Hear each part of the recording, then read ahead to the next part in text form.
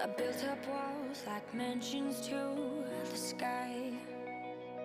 Protect my heart so it would survive. But you climbed in like no one else could do. The day I knew I needed you, I was drifting out, safe from any shore. Didn't want to get hurt anymore, but you pulled me in like no one else could do.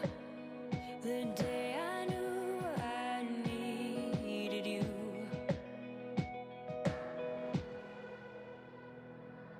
I was complicated, you made perfect sense. I was slowly breaking, but you knew how to mend. We're searching for some answers, who I was and where I'm running to. I was looking for me when I found you. When I found you. When I found. Felt familiar the moment that we met. Tried to block it out so I forget. Your persistence kept on pushing through. The day I knew I needed you. I was complicated, you made perfect sense. I was slowly breaking, but you knew how to mend. We're searching for some answers, who I was and where I'm running to. I was looking for me when I found you. When I found you. You saved me, changing my direction. I'm falling into our connection. I was complicated, you made perfect sense. I was slowly breaking, but you knew how to mend. We're searching for some answers, who I was and where I'm running to. I was looking for me when I found you. When I found you. When I found you. When I found you.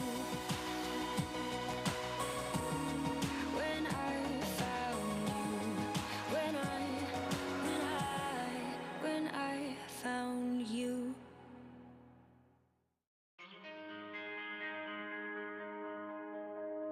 Too many days in the darkness without a glimpse of the light. Running tired and broken and scared, but I swear I'll never give up the fight. I see you broken and beat, hat pulled down over your eyes. Every part of you wants to surrender, but darling, you were meant to survive. With every start, we are born again. Open your heart, spend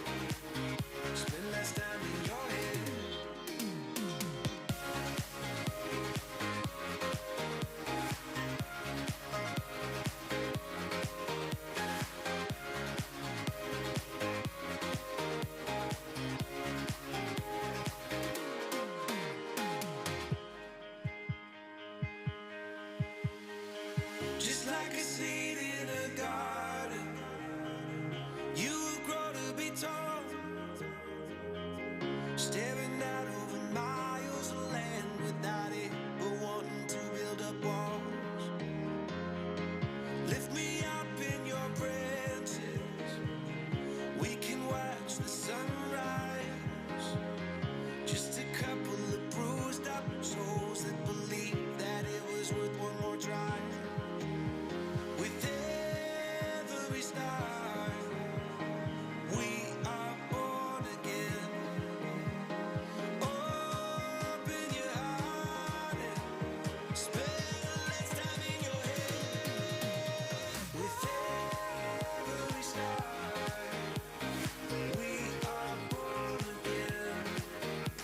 Open your heart, spend less time in your head.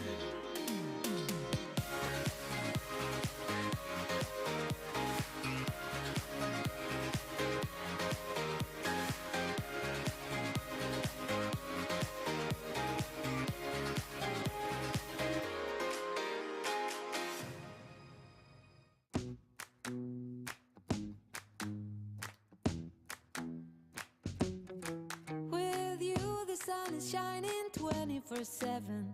Cause when we're together, it feels like we're in heaven. If it will get dark, you'll be my million stars. I know I can lean on you. Ooh, you catch me like a leaf falling from a tree. If I'll be a shooting star, you make a wish. No, I don't fake this kind of feeling, never felt so real. My heart is on the table cause you're my everything. I do, I wanna marry you. Cause when you're around, I know it's true. The way you make me feel is so good, baby. So good, so good. Every single day we spend apart, I wanna be with you. Baby, take my hand, hold it tight just like you do. Feels so good, so good. When I wake up in the morning and I see your face, I'm becoming blind by your dazzling grace. What a beautiful feeling to be close to you. There's nothing else I wanna do. Ooh, and from the fields of flowers you chose to pick me. You're spreading sugar on my misery. And I don't fake this kind of feeling, never felt so real. My heart is on the table cause you're my everything. I do, I wanna marry you. Cause when you're around, I know it's true. The way you make me feel is so good, baby. So good, so good. Every single day we spend apart, I wanna be with you. Baby, take my hand, hold it tight just like you do. Feels so good, so good.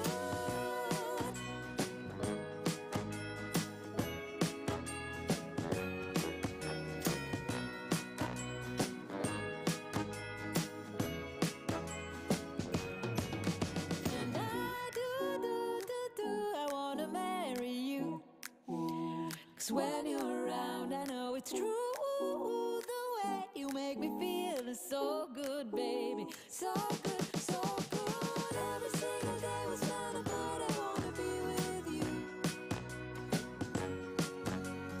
Baby, take my hand, hold it tight just like you do. Feels so good, so good.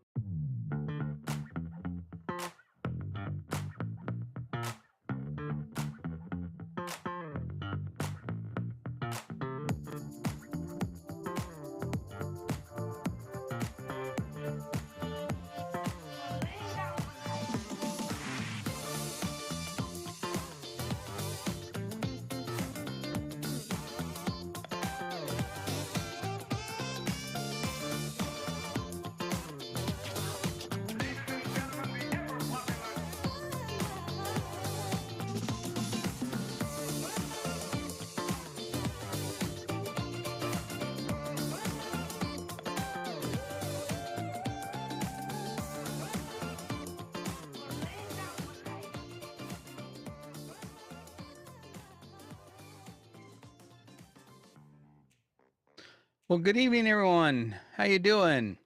My name is Lee Love, and I am the head photo mentor guy here at Photo Mentor TV. Thanks for joining me. We're here every Friday night at 9 p.m. Eastern, and glad to have you here, even if you're watching on the replay or listening on the podcast. Again, this is the purpose of this show is to help encourage, educate, and mentor new photographers primarily, but we can answer questions from anyone, of course. And we just love having you here, trying to encourage people to enjoy photography more, whether you're doing it as a business, as a hobby, or anything else. It's a great hobby to get into, great, skill to learn.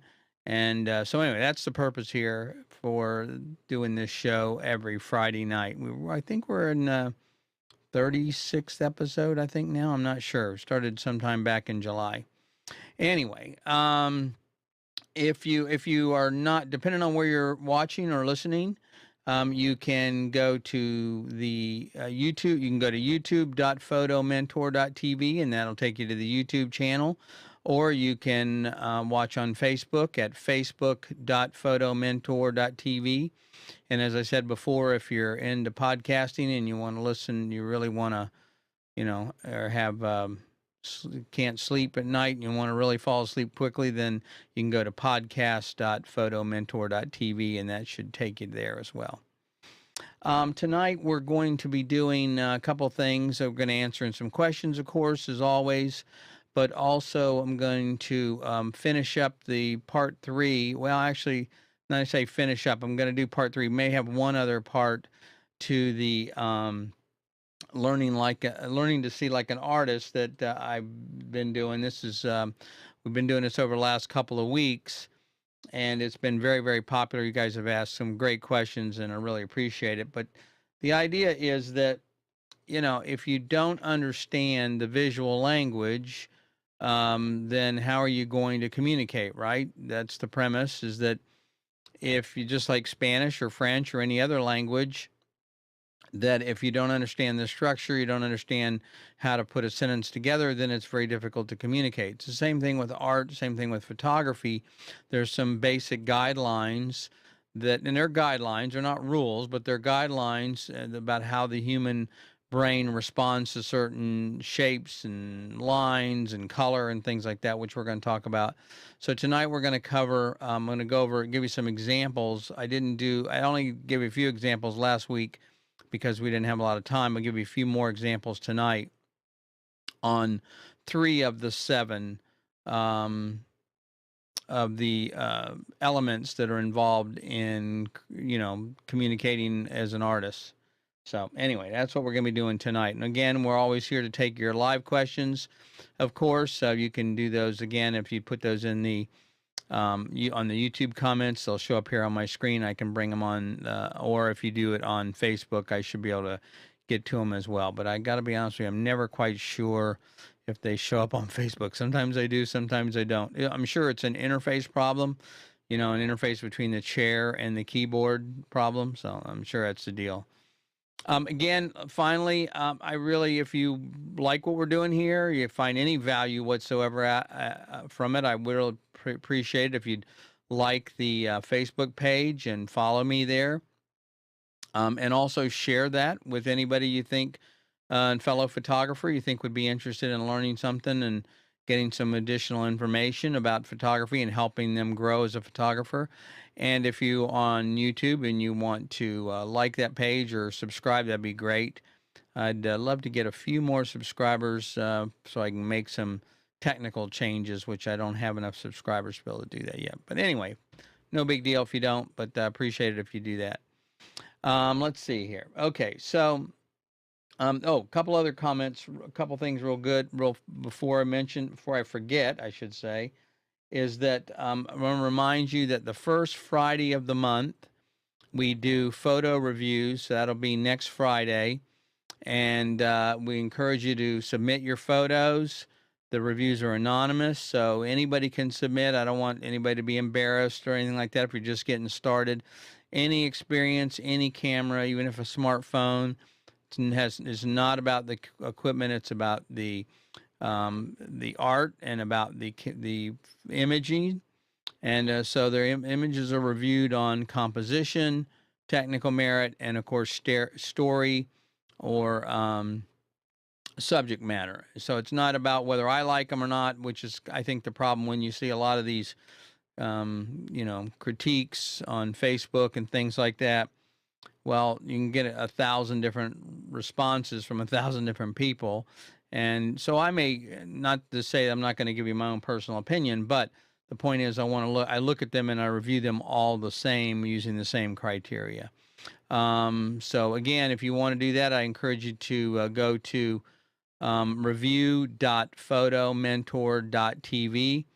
Fill out a simple form there, just like how long you've been shooting. I want to know, if you just got a camera yesterday, it's important to know if you've been shooting for a month, a week, or 10 years. So, in judging your work.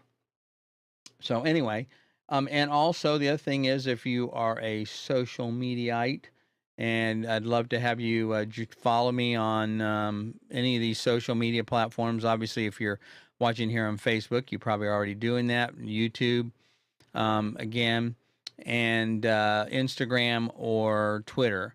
So it'd be great way to keep up and find out what we're up to and share some good information from you. We're always posting information, things that I think you'd find interesting about the industry and what's going on. And finally, if you are so inclined, we have a Facebook group. It's a growing group, but it's intentionally kept small so that we can give you personalized attention. I don't want this thing to go out of control and, like some of the other groups where people are not very friendly or, that type of thing.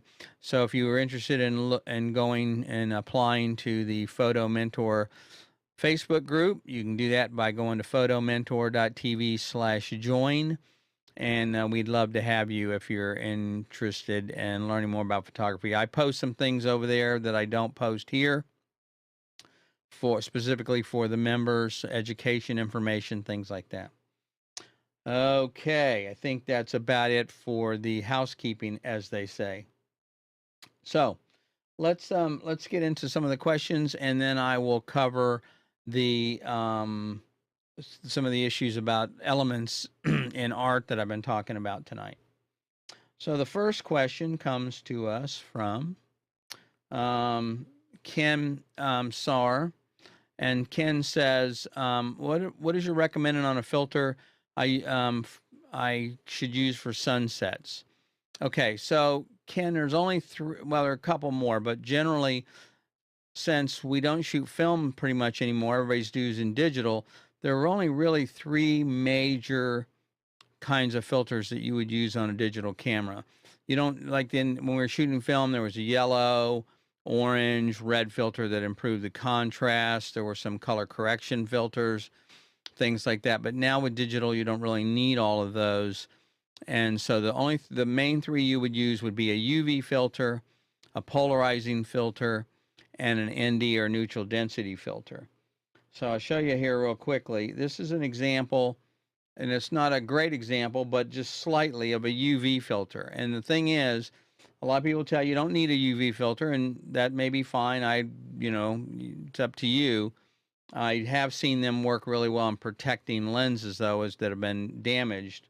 The front of the glass, or you go to the beach, you get sunscreen or something on the front of the lens. It's much easier to clean a filter than it is to clean the front of the lens. But anyway, so there is, and it's maybe hard to tell in this photo, but there is some UV protection where it does block some of the UV lights. Now, most of the time, though, the sensors will do that, but there is some advantage of using a UV filter. Now, I will tell you that no matter what filter you use, whether it's UV, polarizer, or an ND, get the one that matches your lens. Now, what I mean by that, quality-wise. So the quality will vary. There's different attributes of each filter. One will be the quality of the build material. Some are aluminum, some are brass, that type of thing, of the ring, and so they're a little better built. The second issue you'll find is the quality of the glass, of course. The, just general quality of glass. You don't want to put a $20 filter on a $2,000 lens, and then the other way around, you don't want to put a $2,000 filter. Not that there aren't many, you know, you can get that in the astrophotography world, but typically a couple $100 filter on a $20 lens. So that wouldn't make sense either. So you want to kind of get a decent grade one that's that has, again, good build quality, good glass, and also the coatings. So there's what you'll find, they'll all rated at multi-coating. And what they mean by that is this very much like your glasses or your lens.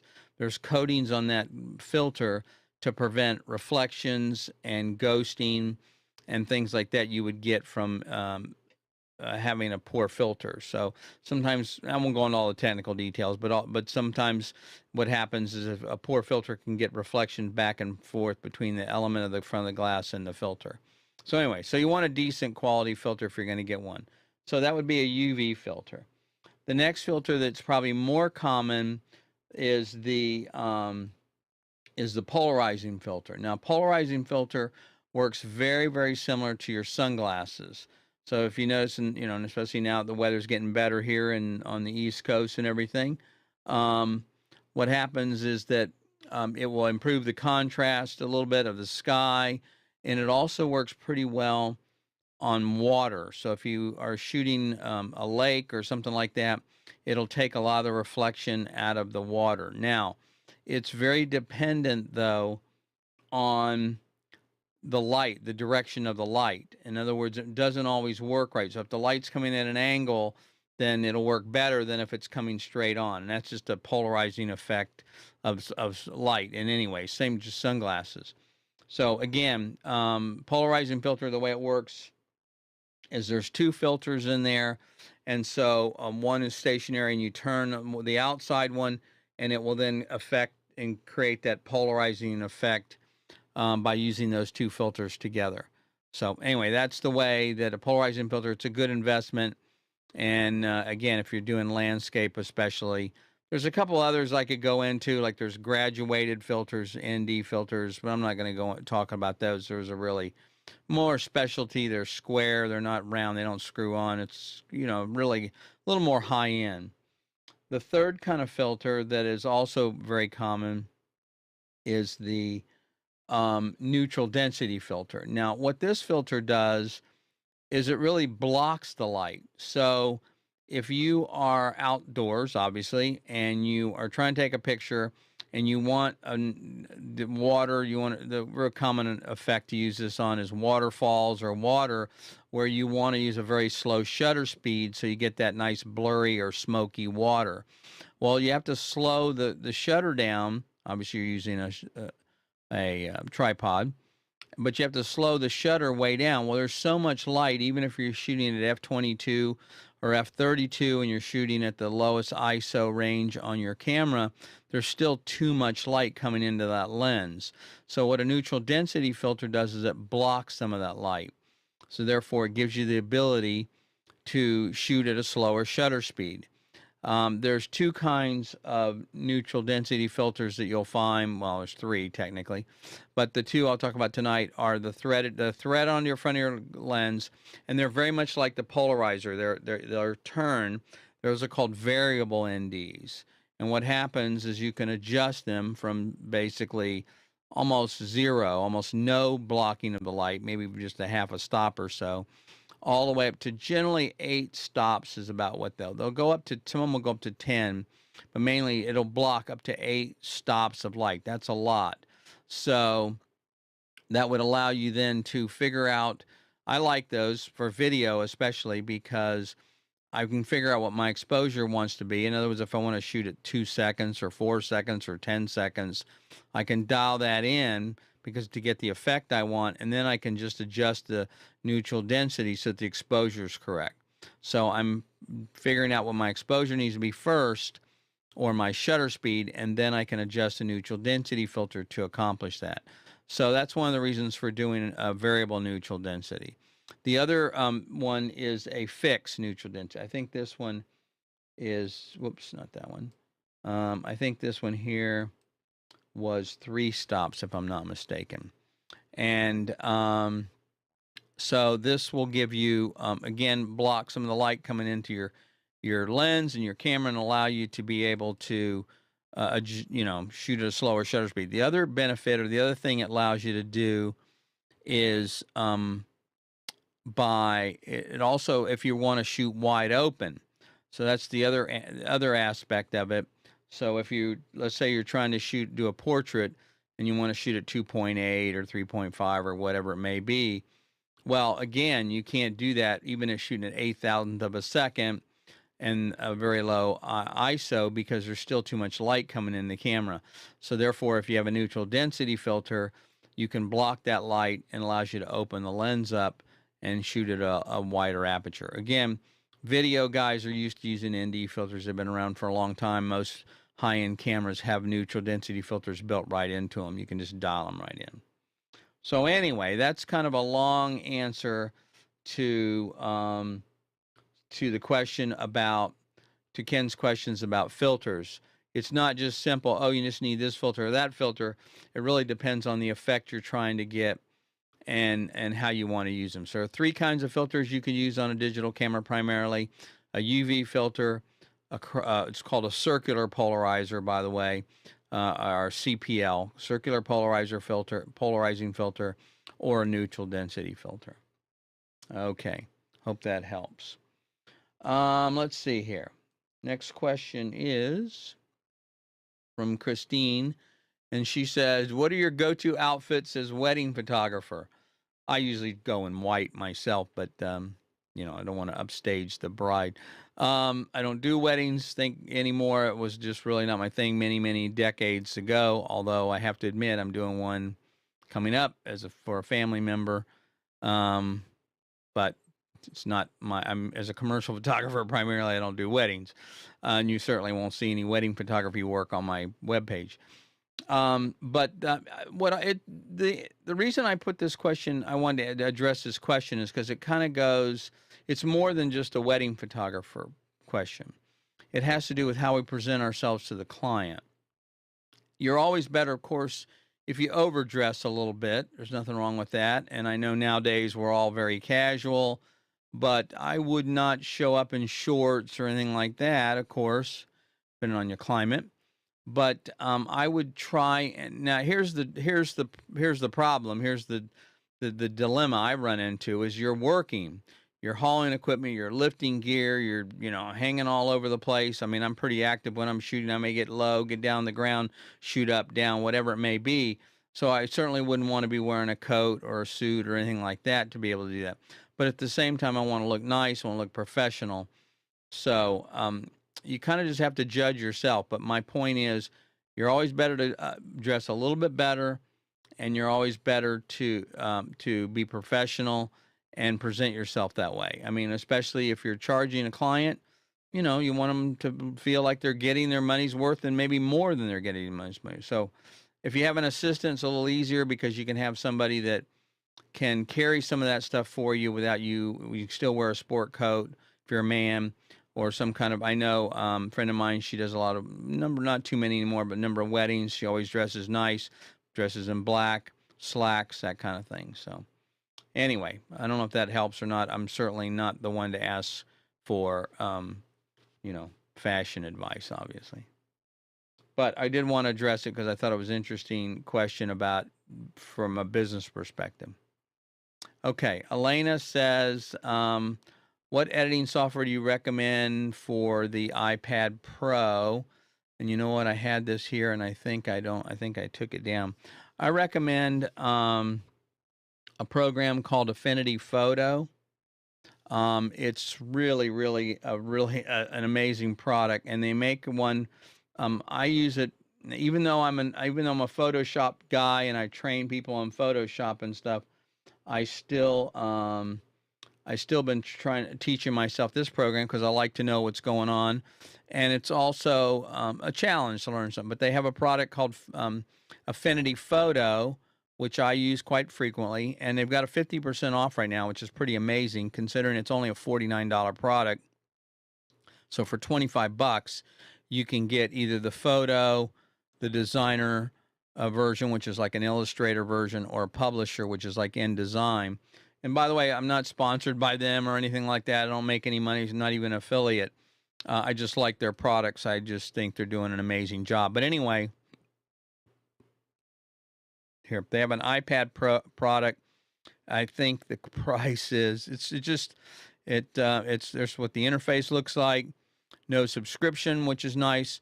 But for $9.99, you got to be kidding. I mean, it's like a bargain. It's just really a nice product. Very full featured, and it will do just about anything you want to do. It's pretty impressive software. So anyway, that's what I would recommend you take a look at as far as something for the iPad, or even if you're just looking for an alternative. Now, let me caution you and say that this is a Photoshop like program, meaning there's a lot you can do. It does layers and masking and stuff like that. So it's not for the faint of heart, just like Photoshop isn't, but it's a full featured application. So if you're looking for something more simple than that, I don't think you are. But if you are, I would recommend you just start with the manufacturer's software, because you got to remember that Canon, Nikon, Sony, they all make their own software. It's not that great, but it does allow you to edit raw files and things like that, and get started at least. So it's and they're free. So that would be the thing if you're looking for something. But I don't think many of them run on the iPad. That's the problem. So because they're mainly desktop programs. Okay. Okie dokie. Let's see here. What else we got? Okay. So Xavier says, I have an in-house photography studio, but I'm not too comfortable with clients coming in my house. What's your advice? I can understand that. I mean, I think a lot of people will start a studio in their home to practice, have a place to shoot, not have to take things down, and they can leave equipment set up. That has a lot to do with your ability to shoot anytime you want. So I certainly understand why you would want to have a studio, but I also agree for two reasons about having the studio in my house. Number one, you may not want clients coming to your home. But number two, you're always working. I mean, you never get away from it. And so it's nice to have some place to go. There's a couple of things you could do, Xavier. One is you could look at a rental studio. That's primarily what I do. Well, now because I'm an magazine photographer, all my work, 99% of it is on location somewhere anyway. So a studio wouldn't do me much good unless I'm doing product photography, and even the product photography that I do on site. So unless it's a large project. But so I would look at renting a studio, see if there's any space available for doing rentals. That'd be the first thing I would do. The second thing is, and this is a little more involved, but you might try and find a meetup group or a consortium or a group of other photographers that are also interested in doing a studio, and you might be able to go in or partner or something like that with them. Again, that one's a little more touchy because there's finances involved, and sometimes those things don't work out. But rental studio would be my first recommendation. Let's see here. So I took this question for a reason, and I'm going to. One of the things that it says, what's a great camera to use? Alicia asks, what's a great camera to use? Takes great quality photos for a budget of about $600. Now, the reason I took this question is because I'm kind of a little bit, frankly, burnt out on answering questions on what camera to buy, what lens to buy. I mean, I'm certainly happy to handle that and answer the best I can, but it's just over and over again. It's kind of the same question.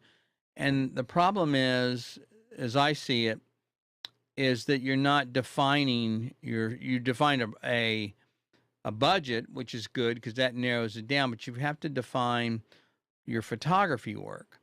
So what struck me about this question was, one of the things as a photographer that I tell a lot of people, our job is not to take pretty pictures. Our job is to solve a problem. People come to us because they have something they want to solve. Now, they may not call it a problem. It could be, if it's a family, they maybe just want some nice images for their, for memories, or for they're hanging on their wall, or some special event, or maybe their graduation, that kind of, they want to capture those moments. So that's the problem, or what they're trying. And our job is to provide a solution. The solution is to make them look better than they look in real life, right? I mean, if they just want a snapshot look exactly like they look in real life, they can do that themselves with their iPhone. So they're looking for us to help make them a little bit better and be able to present them in a situation that makes them look their best. So what struck me about this question was, you have to figure out what problem you're trying to solve. It's not, the $600 is good because that narrows it down. But now, are you doing sports photography, or you just want to do kids, macro photography? Does it have to be an interchangeable lens? So if you don't know all those things, then it's hard to make a recommendation. And it would be like saying, well, what's the best car you can buy for, I don't know, $10,000? Well, that's probably a lot of used cars in that space. And it depends. You're in construction, you need a truck, or are you commuting 20 miles, 50 miles to work? I mean, there's a lot of variables there. It's the same thing here. And that's why this question struck me in such a way that it's something that you really want to define. Now, I admit, if you're a new photographer, one of the things I get all the time when I talk to new photographers is I like to find out what kind of stuff they like to shoot. It gives me a little bit of idea about what kind of camera they may have, that kind of a thing. Inevitably, the first answer will be, well, I like to shoot everything. Well, first of all, it's okay to start off like that, but eventually you can't shoot everything. You have to narrow it down. There's something that you're more passionate about than anything else. And Alyssa, it's the same thing here. Alicia, I guess it would be, is the same thing here. You kind of have to figure out what it is you think you want to shoot. Now, again, you're going to be, it's a general purpose device. You can shoot just about anything you want with it, but there's going to be some things it does better than others. So the first thing is find out what problem you're trying to solve. Then you'll know better about what kind of camera to get. The second thing I see this over and over. People say, oh, can you show me a picture of a Canon blah, blah, or Nikon, blah, blah. That does you no good.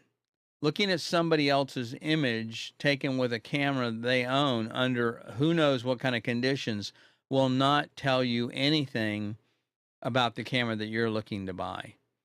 And so asking people for that kind of input was not going to do any good, honestly. I mean, in fact, you wouldn't even know. I could shoot it with a Hasselblad, or I could shoot it with a phone and upload it. You really wouldn't know. You go, oh, it's an amazing picture. Well, hopefully it's an amazing picture, or at least an adequate picture because of my skill, not because of the equipment I used. And so that's the other thing. You didn't ask that question, but I wanted to throw that out there because I see that quite often. So anyway, enough of that on my rant. Okay. Kyler says, if you hire a photographer, can I require them to provide a non-watermarked images? And can I legally remove the watermark? Now, I have my own opinion about this, but I actually wanted to get a more professional opinion, if you will. I mean, you know, and so I reached out to my friend Gordon Firemark, who is an entertainment and attorney and a copyright attorney, and I asked him to comment on this. And so I'm going to let Gordon give you his answer, which is certainly going to be a lot better than mine would be. Hi there, I am entertainment and media attorney Gordon Firemark, and I've been presented with a question that I would like to give you the answer to. The question is put to me this way: if a photographer provides you with a final image for a paid photo with a watermark, can you require them to provide a non-watermarked image, and can you legally remove that watermark? And so here's the answer. Basically, when a photographer signs to create photos for you, unless the contract specifically says that the work is a work made for hire, or that they're going to transfer the copyright in the image to the customer, the client, then the copyright holder will be the photographer, and the client would be operating under some kind of a license for the use of the material. So unless you have a contract relationship that either specifies that the client is going to own the material or that the photographer agrees to provide a non-watermarked image, you've got a kind of a challenge with the leverage to demand that non-watermarked image be provided. Now, as a matter of good faith and a matter of ongoing future relations, photographers may be willing to accommodate that kind of a request. But the most important thing is to have this conversation at the beginning of the relationship, before the shoot, before you hire that photographer, so that everybody understands and knows what's expected of them. Now, the next question is, can you remove that watermark information yourself? And the answer to that is unfortunately no. You see, the United States Code, Section 1202B of Title 17, that's the Copyright Act, includes a provision that says no person shall, without the authority of the copyright owner or the authority of the law, intentionally remove or alter any copyright management information. And that copyright management information is defined in such a way that it would certainly include any kind of a watermark or indicator of the photographer's or the author's name or the company that owns it, those kinds of things. So unfortunately, it is not okay to remove that yourself. You could be in violation of this provision. So there's your answer. Unfortunately, you need to have these conversations early and make sure that everybody has a meeting of the minds before you begin the relationship of hiring a photographer or creative to do work for you. Hope that helps. Okay, thank you, Gordon. So if you guys need any information like that, I'd encourage you to reach out to Gordon. I'll post his information on it's on the Photo Mentor Facebook page, but I'll try and put it in the comments and stuff as well as link. Great guy, but definitely the guy you want to talk to if you're interested in doing contracts or any kind of releases or licensing, anything like that. You want to cover your bases, and I recommend you give Gordon a call or send him an email. So anyway, so hopefully that answers your question there, Kyler. And I saw the picture you're talking about. It's unfortunate. I don't know why. I got to be honest with you. I don't know what kind of bozo would deliver an image to you that you paid for with a watermark on it. That's just absurd. Frankly, that screams amateur to me. That's not a professional. Professional knows better than to do that. You're not paying or buying an ad. You're buying a photo for your own use, and I would go back to the person and say, this is unacceptable. I need an image without your name all over it. So anyway, that's would be my recommendation. So hopefully that helps. And I think that's it for the questions we have tonight. Don't see any live ones coming in. Okay.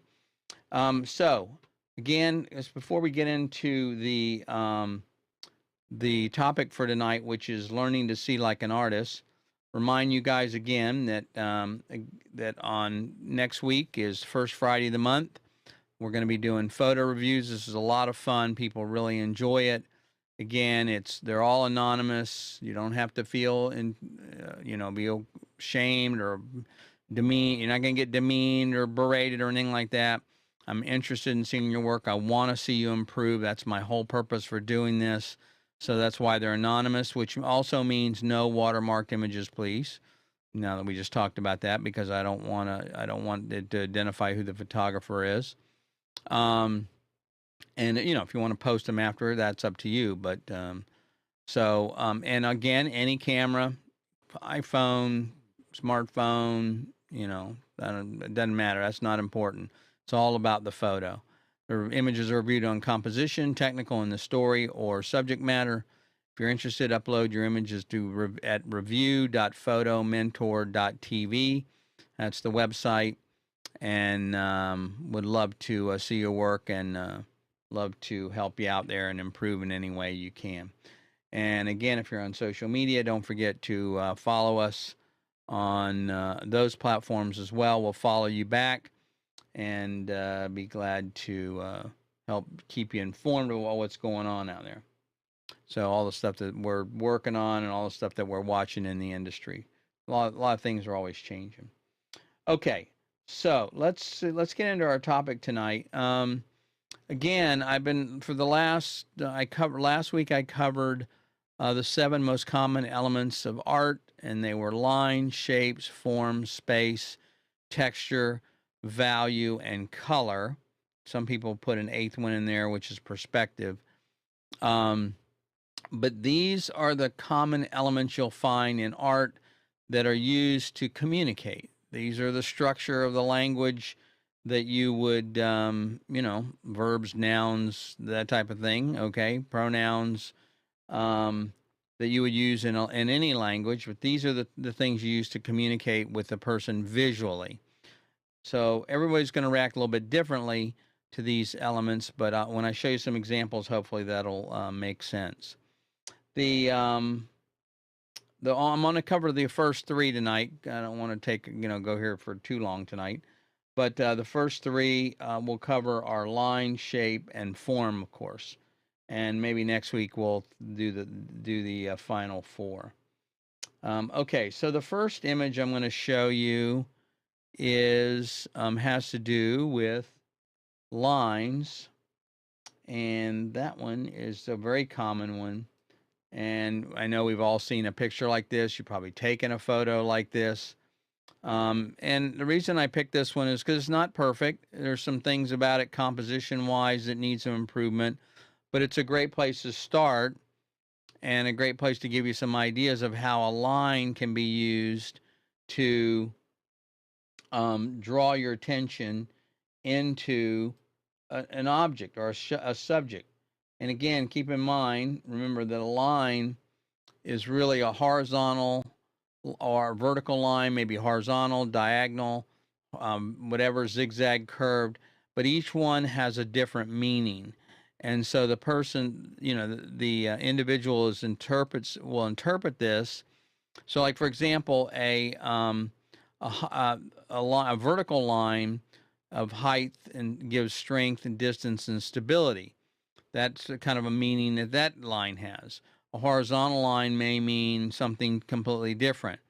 So it's subconscious, of course, but that's the way we react to these different things. And so anyway, that's where lines come in and why you want to use them in your imagery. You want to look for them. Here's another one. This is again vertical. Now this one, kind of an interesting one, is using lines there to kind of help. I don't know, I'm not sure what he's trying to say there, but it's almost like prison, isn't it? If you're turned around, especially. But there's lines that kind of a different kind of approach there, where this line here draws your attention to the subject. This one here, the lines are part of the geometry or just kind of part of the story. It's a little different use of lines.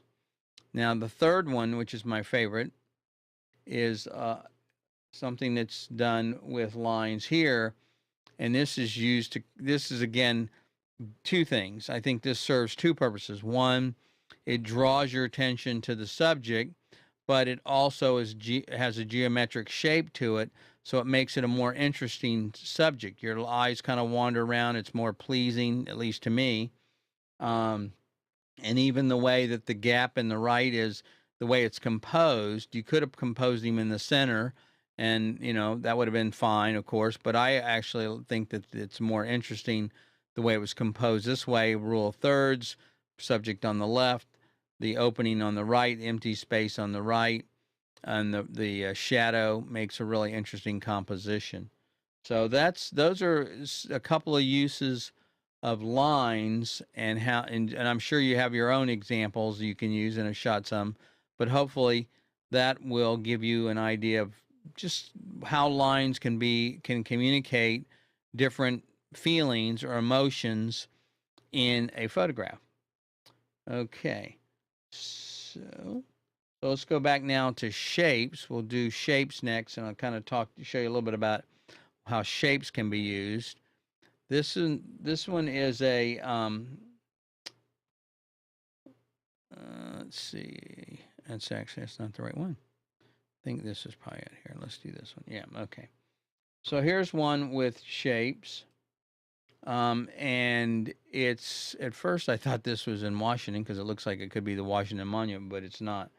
Anyway, and because the background's out of focus and the foreground is silhouetted, it's just pure shapes. It could be anything. It could be you could turn this thing vertically, almost horizontally, but it's not a great picture. I'm not saying it's a fantastic work of art, but it's a really good use or example of shapes and using shapes to help convey some kind of a story or an emotion.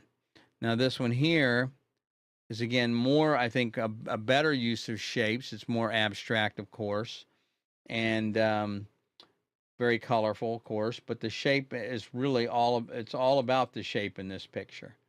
And again, let's remember the shapes are really, they can be circles, triangles, squares, but they have a very symbolic or synthetic feeling, meaning they convey certain things. Sharp pointed objects can perceived as dangerous. Rounded objects can be have more comforting to them.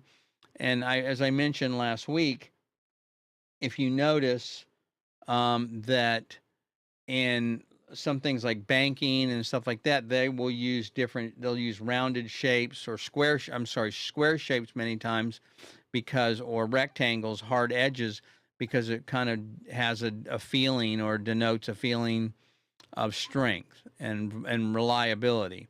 Roundness is kind of more about kind of approachable, softer feel to it, and curves and things like that. So they have a big impact. And if you're a designer, the graphic designer, you certainly would know this, which is why the graphic designers that I've tutored and brought into photography have been much better than I am, because they already know this stuff. They're taught this in the very early stages of white space and using shapes and lines and things like that and so therefore when they're designing a logo based on the message that the company or organization wants to get across, that will have an effect on what the logo is that they design and what it's going to look like, because obviously they're trying to communicate that message or that feeling or that emotion from the corporation or from the organization. So anyway, so again, shapes on here. One last one. This is kind of an interesting one.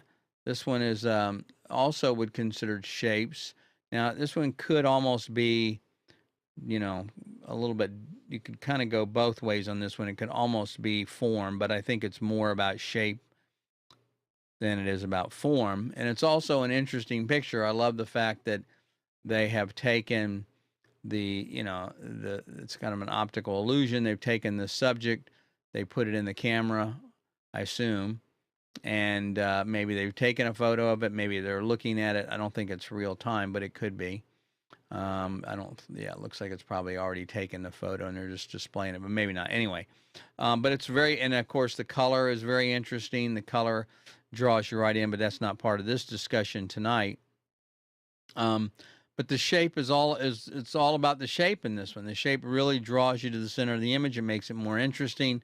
And even if it was in black and white, I think it would still be just as interesting as it is in color.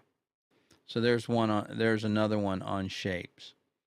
Now the next one is on form. Now form's a little different, and form can kind of be confused with shapes in some cases, because it's very similar, but form is really more about a three-dimensional object.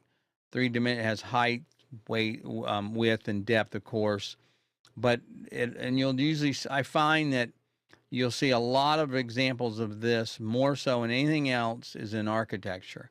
People that are architectural photographers or artists really will use the form element in art to convey something more than anything else. So if you look here, only have this is one example. This is that will show you one in form, of course.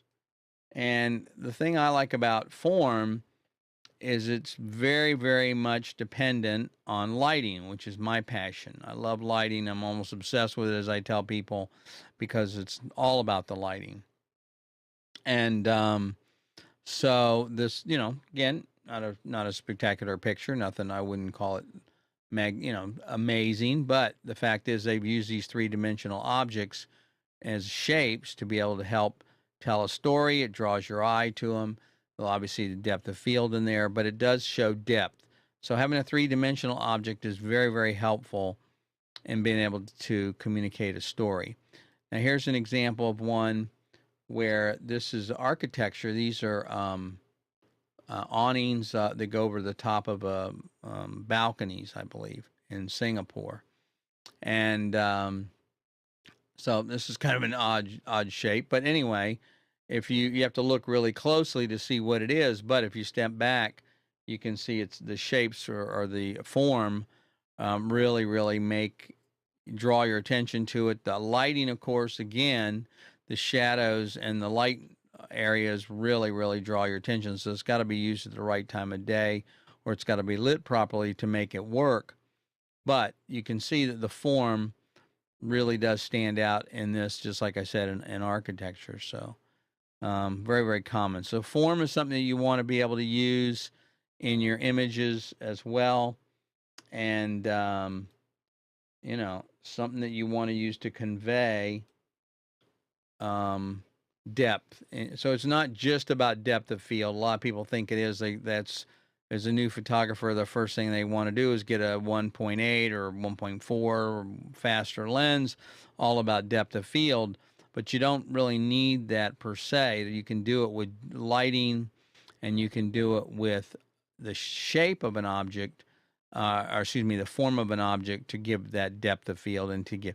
So let's remember here, the whole idea behind photography is we're trying to represent a three-dimensional world using a two-dimensional medium. So the whole reason for depth of field to begin with is not to make some, picture look airy and pretty. I mean, that's part of it. It certainly draws your attention to the subject, not the background. But the biggest reason is to show depth, to create dimension in your image. You want to, and you can do that with lighting. You can do it with color. You can do it with lens selection. And of course, you can do it with aperture. But that's the whole idea, is to create depth in your image. I see it's probably one of the biggest mistakes new photographers make, is the only element they use for creating depth is depth of field. They don't know how to use lighting, and they don't know how to use objects, foreground objects, framing, things like that, to be able to create depth in your images. So that's very important. So form is the tool you want to typically use to create depth in your images. But again, like I said, it can be used. You can also use lighting, color, lens selection will also give you that information. Okay, and then here's one more. This one's kind of an interesting one. I thought you guys would like this.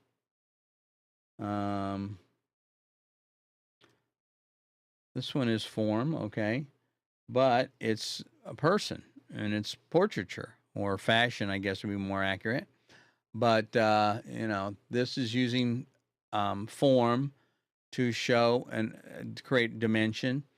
And I guess, it's probably paper. Now I look at that. That is probably background paper that they're using there. I can say it's pretty clever, actually. So anyway, pretty interesting image. Definitely draws your attention to it. At least it did to me. Lighting's nothing spectacular about the makeup or anything like that, but the form is the story. The form is what is making the image interesting at all. And so there's another example of where you can use form in any aspect. So it doesn't have to just be on something like a building or architecture. So anyway. Okay, those are the last of the images that I have to show you, but let me just review for you. Again, we're talking about lines, shapes, and form tonight. So and if you didn't see the other episodes, I would recommend you go back and look at the March 19th episode, which was last week. We go into this a lot more detail. I cover all 7 of these, and then the episode before that, not the week before that, but part 1 was a couple of weeks before, I think 2 or 3 weeks before that. and that would be where you'd get some information again as I go into more detail about the whole science or the art of, the others, because there's things involved like more than just these 7 elements and being able to communicate through your images. So anyway, hopefully that's been helpful to you. So I go back, look at those other episodes if you want, and I think you'd find them very, very interesting, especially the one before this one on the 19th. Had a lot of good information in it. Okay, let's see. I think that is about it. Yeah. Okay, one last reminder, if you don't mind. Sorry. We call this a commercial, I guess. If you're interested in joining the Facebook group, go to photomentor.tv/join. I will tell you that if you are a know-it-all and you've been shooting for 50 years, you probably won't enjoy it. It's really meant for people that are new and want to ask questions. It's a safe place. I don't really like using that word because it's been overused, but you know what I'm saying. People can get in there. They can ask questions. They're never going to be demeaned. You're never going to be berated, and you're never going to get a link to YouTube and go just read the manual. So if that's the kind of place you're looking for, then check out photomentor.tv/join. Fill out that simple, short questionnaire about how long you've been shooting and some things like that. And we'd love to have you on board. Once again, if you are into social media, join us on Facebook, Instagram, YouTube, or Twitter. And our Twitter accounts just don't have too much on there. I mean, we have a lot of content on there, not too many people on there right now. It's a new account for us. And finally, don't forget, next week, first Friday of the month, photo reviews. This is really a lot of fun. I think you guys will enjoy this. I encourage you to submit any photos you want. Doesn't matter what it is. No watermarks. They're all anonymous. All the reviews are anonymous. Nobody knows who you are. And any experience. I don't care if you've just been shooting a week or a year or longer. Feel free to submit your pictures. If you want some honest to good professional review and constructive criticism, not I like it, I don't like it, do this, do that. Something that's going to be judged as all images are judged or reviewed on composition, technical merit, and story. So I'd love to have you do that. Again, go to review.photomentor.tv and submit your photos. Love to have you.